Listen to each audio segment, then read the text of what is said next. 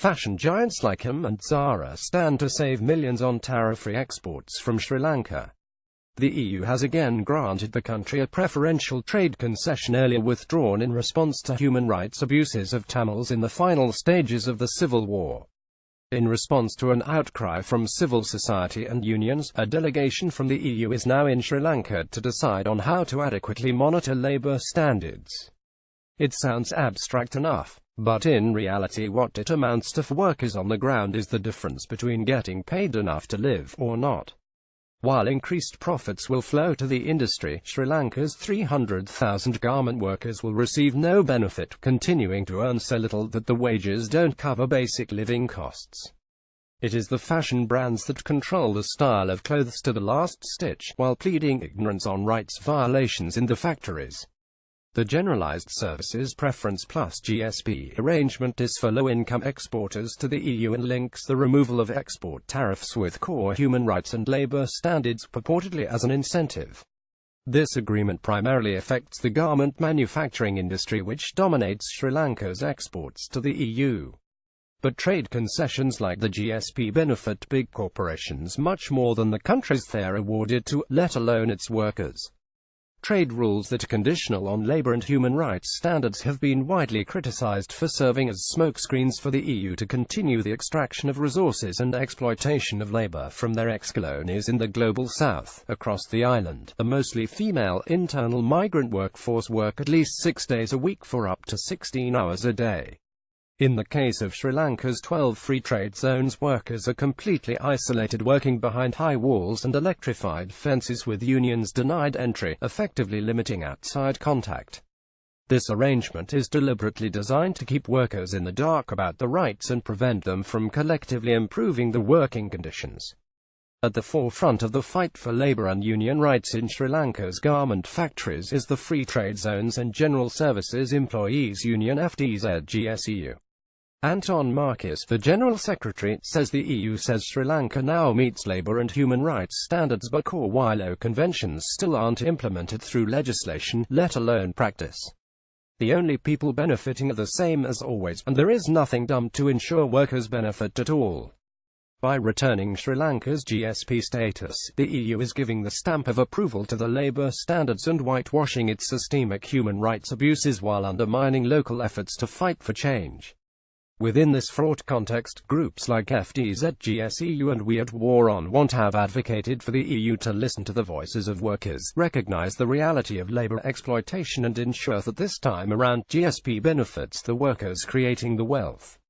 FTZ-GSEU have pushed forward a policy roadmap to ensure labor rights can be practically achieved for factory workers, in particular the fundamental right to form unions and collectively bargain. But it's a fine line we walk here. Appealing to the EU for worker benefits through GSP risks concealing the root causes of the inequality and exploitation dividing the global south from the north. Specifically, international trade is one such cause. The terms of global trade, overwhelmingly dictated by states and corporations in the global north, prevent the global south from developing their industries and economies in a way that lifts the standard of living for post-colonial states. The terms of global trade, overwhelmingly dictated by states and corporations in the global north, prevent the global south from developing their industries and economies in a way that lifts the standard of living for post-colonial states. The EU is instrumental in driving the privatization of goods and services in the global south through trade and investment rules that impose brutal austerity measures. The result: greater wealth inequality than the world has ever seen. To then address labor exploitation in factories as a technical, rather than a structural issue is at best ineffective and at worst, an exercise in corporate whitewashing. Workers are not poor and disadvantaged because they have been left behind. They are poor because they are being robbed. Exploitation of factory workers in the global south is embedded in the international supply chains of the garment industry, not accidentally, but by design. It is the fashion brands that control the style of clothes to the last stitch, while pleading ignorance on rights violations in the factories. But the truth is far simpler. In a system where the only goal is profit for the few, the workers lose out.